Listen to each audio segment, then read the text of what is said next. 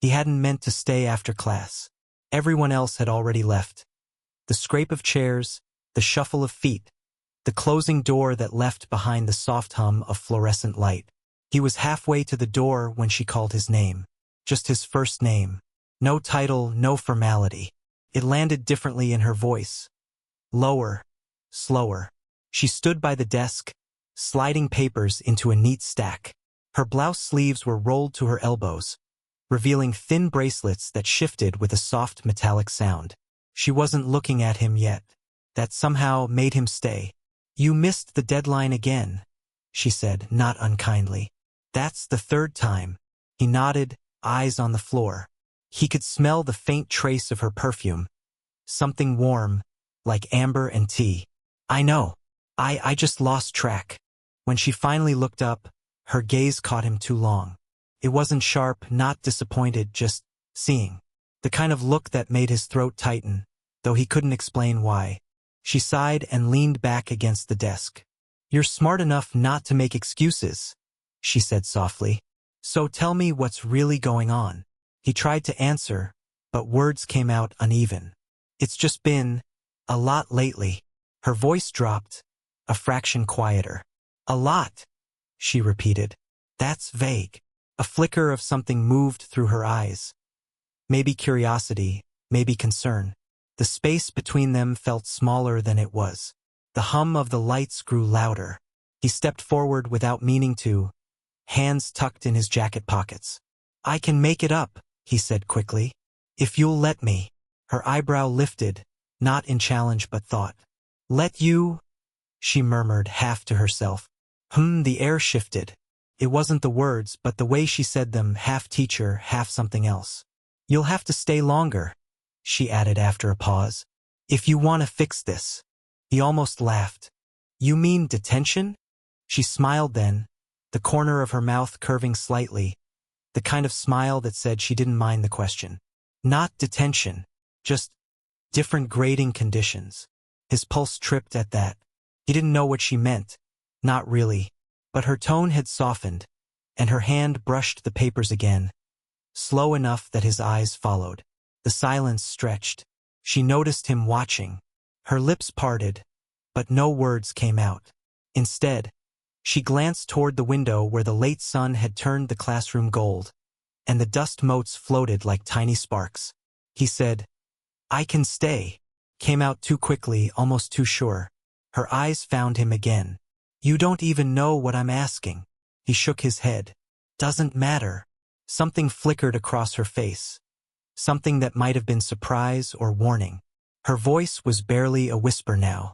"You should be careful with words like that." He didn't answer. His heart felt too loud in his chest. For a moment, she looked away, as if weighing something invisible. Then she nodded once, faintly, and turned back toward her desk. "All right," she said. "Then stay." The clock ticked. A chair creaked in the quiet.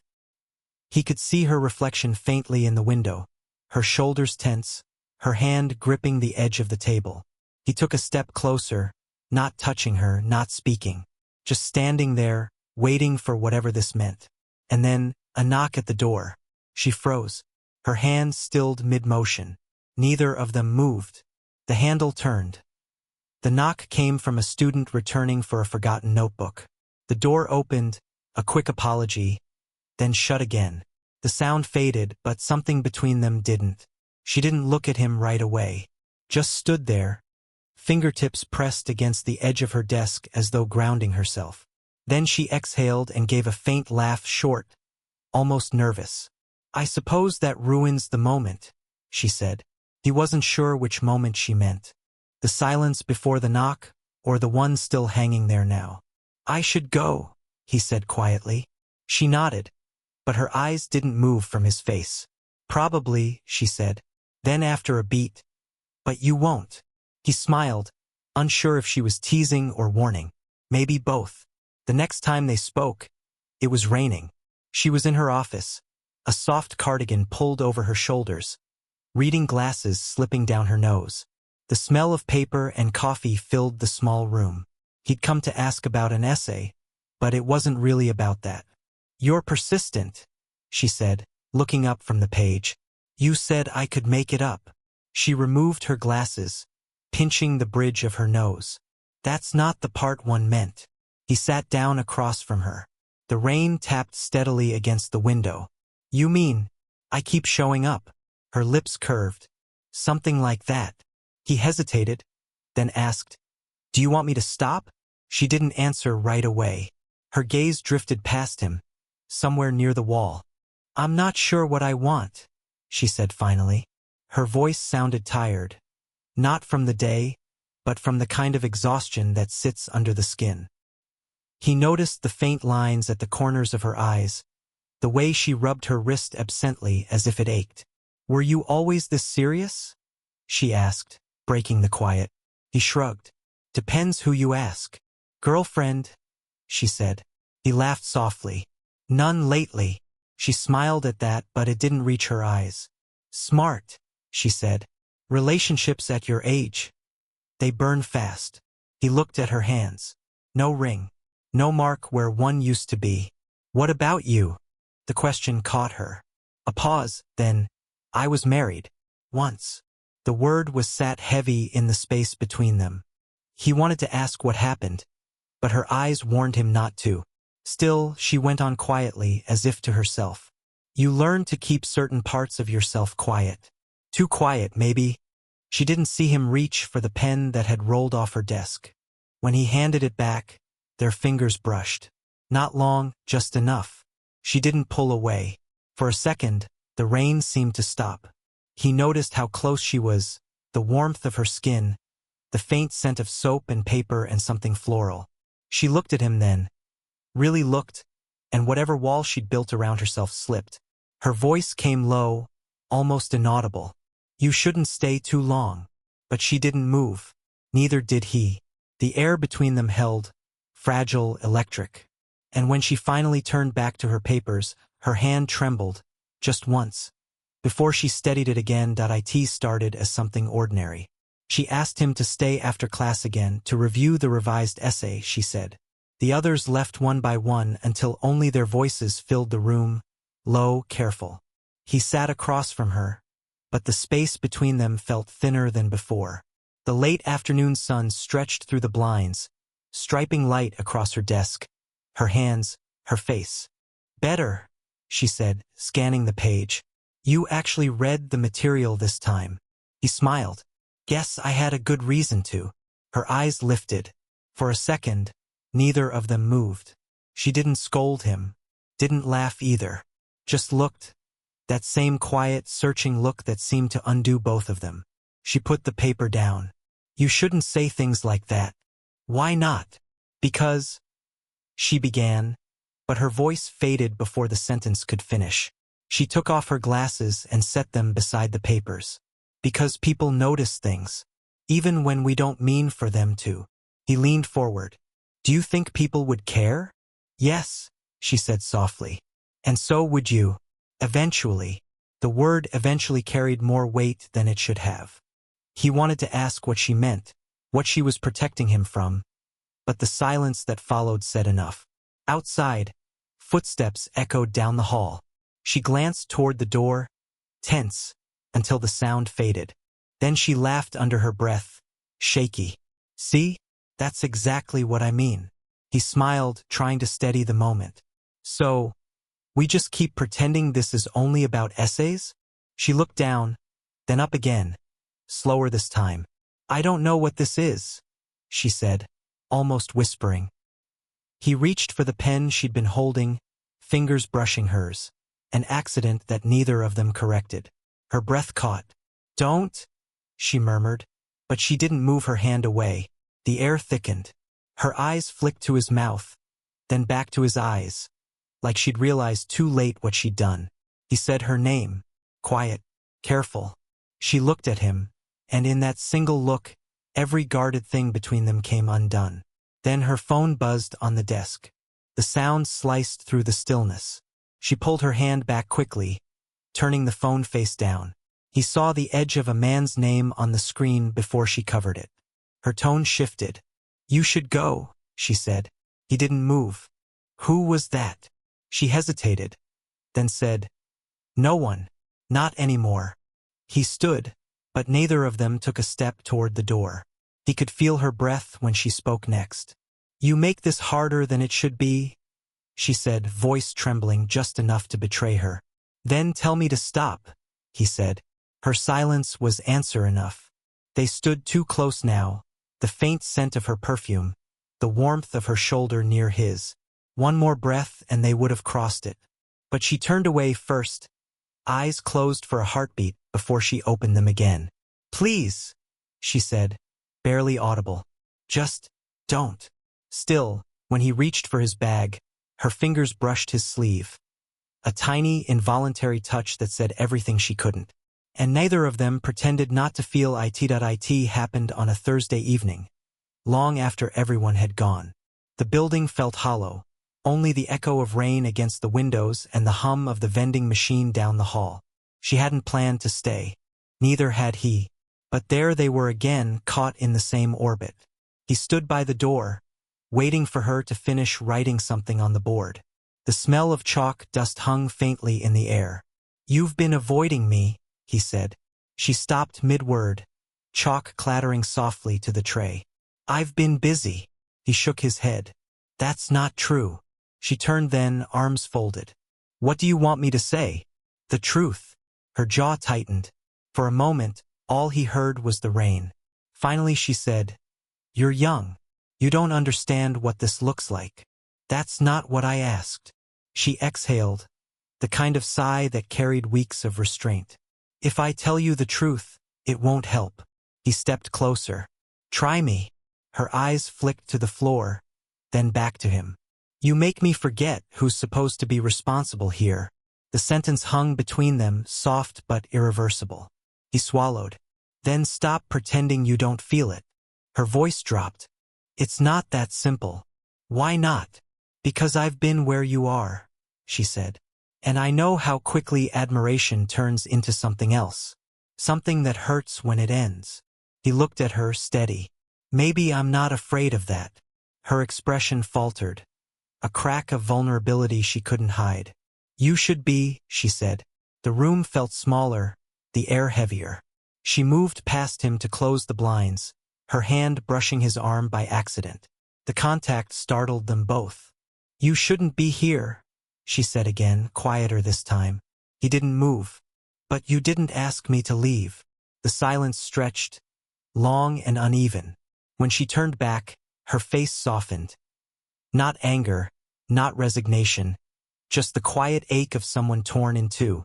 "I've spent most of my life keeping things in control," she said. "And then you walk in, and suddenly I can't even finish a sentence without." She stopped herself. "Without what?" he asked gently. Her lips parted, but she didn't answer. Her eyes glistened slightly in the dim light. He took one careful step closer. "Say it." Her voice trembled when it came. "Without wanting to stay." Neither moved. The space between them felt electric, unbearable. The rain outside hit harder against the glass. Somewhere down the hall, a door slammed, but neither of them flinched. He said quietly, "Then stay." Her breath caught. For the briefest second, she almost did. Then she turned away, pressing a hand to her temple as if holding herself still. "You don't know what you're asking." He wanted to say he did, but before he could, she whispered, almost to herself, "This has to stop." She moved past him toward the door, hand trembling as she reached for the handle. But she didn't open it. Not yet. The rain had stopped by morning, but the air still smelled of it. Damp pavement, cold metal, paper gone soft at the edges. He hadn't seen her since that night. Not in class. Not in the hall. Just an empty seat behind her desk, and the hum of unanswered questions. When she finally returned, she looked different. Hair tied up, voice steady, movements rehearsed. The distance was deliberate, and it stung. He waited until the others left before approaching. "You're pretending nothing happened," he said. She didn't look at him. "That's the point." He waited. "Why?" "Because it's safer." Her tone was calm, but her hands betrayed her. Fingers tracing the edge of her notebook, knuckles white. Then, before he could answer, Someone knocked on the open door. A younger colleague, the teaching assistant. "Hey," the assistant said, glancing between them. "Sorry to interrupt. Just thought you should know the department chair wants to talk about the after-hours sessions." Her eyes widened just slightly, enough for him to see the panic she tried to hide. "What?" "They got an email," the assistant said, uneasy. "Someone mentioned seeing you two here late. You might want to clear it up." She nodded stiffly. "Thank you. I'll handle it." When the assistant left, she leaned against the desk, silent. He could see her breathing quicken. "You think they believe something?" he asked. Her voice came quiet. "Doesn't matter what they believe. It only matters that they're asking." He stepped closer, lowering his voice. "Then tell them the truth." She looked up sharply. "And what is that, exactly?" He froze. She had a point. A truth didn't exist without a choice behind it. "You didn't report me," she said after a beat. "Did you?" "Of course not." "Then someone did. Someone who saw us." The idea hit like a shock. "Saw us?" Her nod was faint. "There's always someone watching, even when you think the room is yours." A silence followed. Not the quiet kind, but the heavy one that swells before something breaks. Finally, she said, "You need to stay away from me. For now." He shook his head. "That won't change what already happened." Her laugh came brittle. "You still don't get it. It's not about what happened. It's about what they think did." She turned away, gathering her papers, but her hands trembled so much that the sheets slipped from her grip and scattered to the floor. He bent to help, and their hands met briefly. Not intentional this time, just contact in the chaos. Still, it froze them both. He said softly, "You don't have to go through this alone." She looked at him, tired, cornered, but something fierce still burning underneath. "I've spent years being careful," she whispered. "And for what? So one moment of honesty can ruin everything." He opened his mouth to answer, but she was already moving, already deciding. "Go," she said, not looking at him. "If I see you here again, they'll make it worse for both of us." But her voice cracked halfway through the last word. He hesitated, took one step toward the door, then stopped. "If they ask," he said quietly, "I'll take the blame." That made her look at him, really look, and in that look, something shifted. The fear wasn't gone, but it was joined by something else. Pride, sorrow, maybe gratitude. "Don't," she said softly. "That would mean you learned nothing from me." He nodded, but neither moved. When he finally walked out, she let her hand fall flat on the desk, as if steadying herself against an earthquake still rolling under her skin. The meeting with the department chair lasted less than 10 minutes. By the time she left the office, she already knew what it meant. No punishment, not yet, but the warning was clear. Boundaries, appearances, reputation. She walked out into the cold afternoon, the kind of light that makes everything too visible. He was waiting near the steps, hands buried in his jacket pockets, shoulders drawn tight. "You heard," she said. He nodded. "I did." Neither moved. The world around them, cars passing, students laughing, wind catching leaves, felt like background noise to something too fragile to name. "I told you this would happen," she said, voice low. "I know. You should be angry. I'm not. Then you should be smarter." He smiled, tiredly. "That, maybe." For a moment it was almost like any other conversation. But the stillness between them was alive. Every word carried the weight of everything unsaid. He took a small step closer. "Are you leaving?" She hesitated. "For a while." "How long?" She shook her head. "Long enough for people to forget." He looked at her hands, clasped tight in front of her. "And me?" Her voice softened. "You'll move on." He almost laughed. "You think that's how it works?" She looked up at him, then really looked. The fight she'd been holding in finally cracked at the edges. "It has to." He stepped forward again, until there was almost no space left between them. The air around them thickened, breath mingling. He didn't touch her. He didn't have to. The nearness was enough. "You could just say it," he murmured. "Say what?" That you don't want me to go. Her jaw tightened, eyes glistening. If I said that, I'd never stop. He reached up, hesitated, then brushed a strand of hair from her face. The gesture was simple, but his hand shook slightly. She didn't pull away. You taught me more than you think, he said. Just not about essays. She gave a small, broken laugh, one that turned into silence before it could finish. Then maybe that's the problem. The wind picked up. Somewhere, a door slammed. Still, neither of them moved.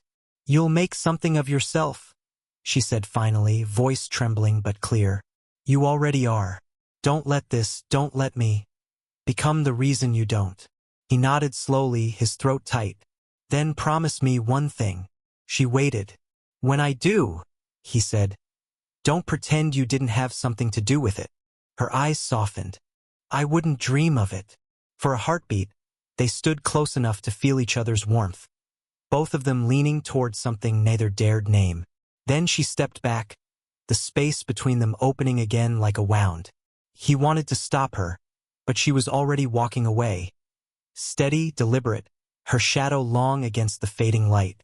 At the bottom of the steps, she turned once, meeting his eyes one last time. Goodbye, she said, but the way she said it, quiet, certain, unguarded, sounded more like thank you. And somehow that was enough. It had been 5 years. He didn't plan to see her again. He'd moved cities, graduated, found work that kept him too busy to think about the small classroom where everything had once seemed louder than the rest of the world. But one evening, at a quiet bookstore near the station, he heard a familiar voice. Still reading the same author? He turned. She was standing at the end of the aisle, coat half-buttoned, hair shorter now, carrying that same calm that used to unsettle him. The years suited her. She looked lighter somehow, less guarded. He smiled. Some habits don't change. She stepped closer, tilting her head slightly as she studied him. You look different. Older. More sure of yourself, she said. He laughed softly. That's not what you used to tell me. I was trying to keep you grounded, she said, smiling back. There was no tension this time, only a quiet recognition, the kind that comes when two people finally stand on level ground.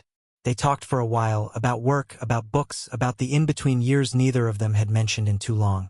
She told him she'd left teaching for a while, that she was writing now, small articles, essays, pieces that people sometimes read and sometimes didn't. That sounds right for you, he said. You always wrote like you were trying to explain something you felt but couldn't say out loud. Her expression softened. You remember that? Everything, he said. Even the things I didn't understand then. A quiet fell between them, not awkward, but gentle. The noise of the store faded to a hum. She reached out, almost without thinking, and brushed a bit of dust from his sleeve. The touch was simple, familiar, human. I'm glad you're okay, she said. He nodded. You too. They stood there a moment longer, both smiling faintly, the kind of smile that carries forgiveness, not longing. When they finally walked toward the door, the evening air was cool and soft. They didn't rush. At the corner, she stopped. You know, she said, I used to worry about what people would think. And now I just hope you think kindly of me. He met her eyes. Always. They stood quietly before she added. Maybe we both did the right thing back then, even if it didn't feel like it.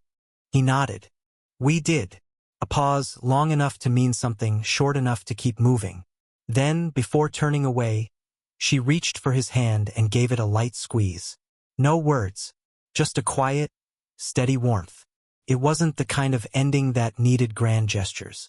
It was two people finally meeting each other where they were, not who they had been, not who they might have been, but who they'd become.